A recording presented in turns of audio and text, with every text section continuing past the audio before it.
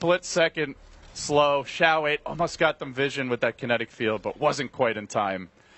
If that took 3 to 4 seconds longer, LGD may have just gone in with guns a-blazing. Yeah, it was a clever Roshan too, because neither team's really been in a position to take Roshan all game long. Even then, Secret weren't in a position to take Roshan by like They did it anyway. Yeah, they did anyways. It was like a Cloud9 style Rosh where they smoke in and try and use the fact that it's a surprise to not get detected. And LGD kind of figured out eventually, but by then it was too late. Similarly, LGD have not been in a position to go for Roshan, despite having 2 decent physical damage carries in Tiny and Gyrocopter. They just have, neither team can really put themselves in that position where they're in the pit and you've got a big initiating heroes in like the Darkseer, the Earthshaker who can just get the jump on you. With the Aegis, let's see what Secret look to do here.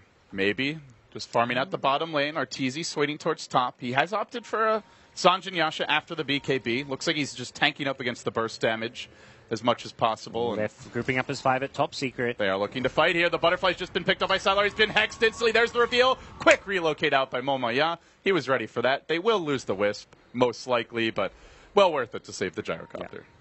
Spend your money. Oh, it's all on. And I believe that was also the reveal of the Hex as well from S4. Yeah, unless maybe they scattered it in Roshan or something, but they're going to push on. With no Wisp, no buyback for 40. LGD most likely just counter push here. Yep. They've already got bottom lane. No. Maybe's Tiny barreling towards the tier 2. They'll pressure mid, pressure bottom. This is not too bad of a position to be in for LGD. They'll have to give up their tier 2 top, but they can get some damage on bottom, get some damage on mid. Unfortunately, it's a Tiny, so this doesn't take very long. Yeah, they're actually pushing just as fast the bottom lane as the top lane's being pushed by Secret. So let's see, is there a Dire Glyph available here? They do have one. They want to save it for the high ground, I think, because there's a legitimate... Here comes Secret. They're going to force TPs back by poking at the tier 3 tower and maybe even look to commit to a high ground siege here. How does Secret get in here? They do have the Blink Hex capabilities. They get some eyes on Arteezy, throwing out a homing missile. Ideally, they'd love to bait out that BKB, but Secret will just calmly focus the missile down. And now they've got the IO of MMY back. No relocate just yet, though it should be cooling down in relatively short order. 1 second and counting, and now they go. Onto Arteezy, doesn't BKB. Very patient. I feel a lot of carry players in that position would just panic, insta BKB, and then any chance of pressure is over for over a minute. And good play from LGD. You've got to just use that combo, get SF down to half HP, because that's how you're going to stall the push. He doesn't want to throw his Aegis away for nothing, so you have to just get whatever free damage you can on that Aegis pushing carry. And Secret decide, well, they're just going to keep doing that. We're going to back off, otherwise we're kind of wasting our time here. As much as they'd like to be able to get a tier 3 tower and racks with this Aegis, once LGD had 5 alive again, it just wasn't going to be possible. It feels like Secret are about to hit a really good timing. Kuroki has the level 2 Death Ward. He's almost completed the Ags. Somehow Kuroki always finds this farm. I mean, you look at the hero that he's on, and it doesn't feel like a Witch Doctor should be able to farm the way some of Kuro's other signature heroes do, but somehow he always finds a way. And with that Ags, the level 2 Weave also in play, all the minus armor they have through the Death Ward, and Arteezy about to get his next big item up to 4.3k. That could be the opportunity to go for a high ground push. But now Xiao 8 caught out. This is big if they can find him. He glimmers and tries to run away. They have detection, and they will bring him down. Quick pick there for LGD. And it's going to be up to, for Secret, and it's going to be up to LGD to back off. Yao gets caught mid. Oh, this is the one they can't afford. Losing to support's one thing, but Yao's dead for 45, and Gods, he doesn't have a buyback. Good news is mid lane has been shoved deep towards the tower. Yeah, I feel like both those pickoffs a bit sloppy from LGD. And the first one was just good Secret response. As soon as they see the dewarding happening, they take the jump. But Yao, he knew where they were. He knew they could just blink and get to him quickly, but didn't really respect the initiating power of Secret. It's the Scythe of Vice. It's been the difference maker here. Top lane, Vac Wall thrown out just TP to discourage LGD, and that means they'll be lacking a hero for the base Neither defense. hero has TP. Creeps are coming in right now. They're going to raise up the top lane and focus on mid. It looks like Sylar sprinting back. Fortunately, he's got the Butterfly, activates it immediately, but he may not have evasion for this upcoming fight. We'll see if it cools down in time. Arteezy, there's the Thunderstrike onto him. Respawning in a moment is Yao, and they do get eyes on Sylar. The Hex again, they've trapped him outside the base. Puppy was expecting the walk back, and Sylar tries to run. He's even committed a BKB, but the Queen of Padon and right clicks from the Shadow Fiend of Arteezy, enough to bring him down. Again and again, Secret finding the picks, and all of it on the back of this Scythe of Vice from S4. What a difference this pickup has made. That and the vision, too. Like, first they canceled the TP back at top, and he had to walk back to base. He walks past Ward, so there's your blink Fissure. Hex and They're going to go now. Avatos on Arteezy, trying to stall this out, but he just stands and continues to deliver now a completed I have Scotty up, muscling his way in towards the LGD base, and they're able to force out a very crucial buyback. And again, the Hex catches out MMY. He's going to die on the backsides. They need something for this, but the Death Ward of Kuro's going. They've got no way to stun him. Finally, they'll disable it. LGD self-destructing, known for their composure in most games. Not having it here. Secret just finding opening after opening, chunking down Sylar next, driving him back into the base, and they won't let him escape. That's a dieback on the gyro. It's an ultra for Arteezy, and it might just be game right here, right now. Again, the Graves, the plays, Secret crushing through. They bring down Maybe as well, and they're going to heal up Arteezy. He's feeling confident, swags towards the well, and they get the GG. Secret, so many outplays in a series of 3 to 5 minutes, when before then it was back and forth, dead even. All of a sudden, the switch flips, and it's all Secret all the way. Yeah, it was 28 minutes, 29 minutes of just dead even Dota. And from that Roshan sneak onwards, Secret just outplayed them. Found pick after pick.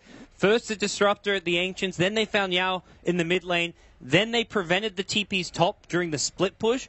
And then suddenly everything just fell apart. Piece by piece, the dominoes just crumbled. And yeah, LGD, they played a hell of a game. Like, they can look back on this and be like, yeah, 28, 29 minutes, we played that flawlessly. That was where we wanted things to be with this draft, with our game plan. But it really seems clear the discussion in the war room for LGD is going to be, the draft was fine. The early laning stage wasn't great, but it was fine, good enough.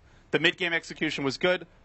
We just did not have it in those key fights. We just got outplayed. They kind of just, a bit of a choke nerve, whatever it may be. That, 1 to 2 minutes just cost them, and it was still a good showing from LGD, but Secret just on another level as far as decision-making. All right, well, with that, we'll hand it back to the 3 Merlinis and see what they have to say.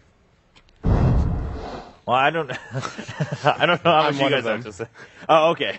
You were one of them. Well, then what am I? I'm just sitting here. No, you're just the second one. I'm the second. Winter's the third. Oh, right. Okay, sorry. I keep getting confused. But, I mean, I think the commentators, I was just thinking, what did happen in that game? And to me, I fully agree with the commentators. It just seemed like LGD just slipped up at the very end there in the very last few minutes, so to speak. Ben, what do you think about that game? I think it happened before the Roshan fight. It was that mid T2 fight where they thought they could actually kill Arteezy, and then they didn't have enough to stop the Death Ward. And then they lost 3 heroes. Gyro just picked his BKB. And generally, once you pick up your BKB, you're like, okay, we want to fight. But they actually got wrecked there. And then the few seconds timing at that Roshan, if they were there 2 seconds before, it could have been a completely different outcome. Yeah, let's take a look at some of the early parts of the game as we continue talking. Winter, early on, I mean, as the commentators are saying, LGD, definitely nothing to feel too bad about in the early phase of the game, and they did seem to be able to, select their targets quite well. Look at the minimap. They're, really far away. They're so good at buying time. Yeah, buying time, and we're going to see a very big fissure here from Yao. He's going to come in from behind and drop a fissure, and they're going to clean the back line up. Yeah, right there. It just all turns back around. And he's been playing so well in the early stages of the game. The Earthshaker keeping his team together, being at the right place at the right time. The Tiny didn't have a good start in the lane, and he relied on the Earthshaker to come into the middle lane, get some kills on the Shadow Fiend, and get back on track. So I felt, early game-wise, Yao was the MVP for LGD. Yeah. It was interesting for me to see the super early laning stage Secret they made all the right calls with how they put their lanes and how they played in the first 5 minutes of the laning stage. It looked like it was going to be really, really good for them. And then LGD have 10 to 15 minutes, maybe 20, where they play really, really solidly. They counter the movement. They plan well. They know what they want to accomplish. And I think they have in the back of their minds that should this go minute 45 or 50, we're pretty good because we've got Gyro and Tiny, and the enemy cores are Queen of Pain and Shadow Fiend. And then you've got the Wild Card and the Witch Doctor Death Ward always. But generally, a lineup like theirs can counter it with a Fissure, Toss, Avalanche. They have a lot of ways to deal with it. But then the Roche is really the turning point of the game where Secret go for a pretty high-risk, high-reward play, and that it could have gone horribly wrong because Yao was standing next to the pit, and he was wondering, should I go, should I not? Right. And if he sees the replay, he's like, why didn't I go? But you don't know, right? Because no, he was actually hesitating as well. The moment where he was near the pit, he was waiting for the sentry to come. Someone came over with a sentry towards the high ground area to make sure that Secret has no vision of him. That's why he was very hesitant on going in.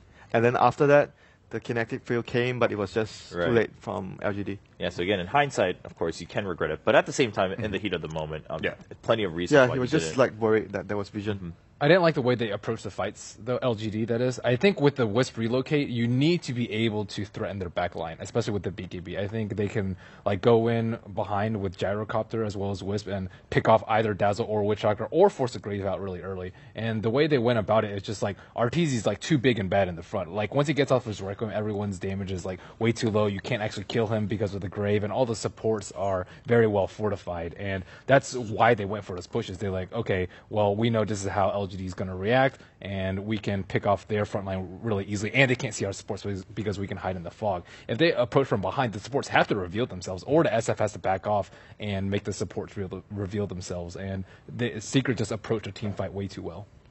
All right, so let's take a quick look at the ending moments here of that game as we wrap up just our thoughts on Game What a 1. difference this Going matchup into it, made. we said possibly the best matchup of the group, maybe even of the whole group stage coming in the first week. After that Game 1, I mean, again, it's not that LGD's draft was bad or anything, but do you think Secret just a little bit too concrete to battle against? They are just so good at high grounding. They're simply just flat out the best team at breaching high ground right now. It might be where they have the biggest advantage over their strongest opponents, and let's say it's LGD and EG right now.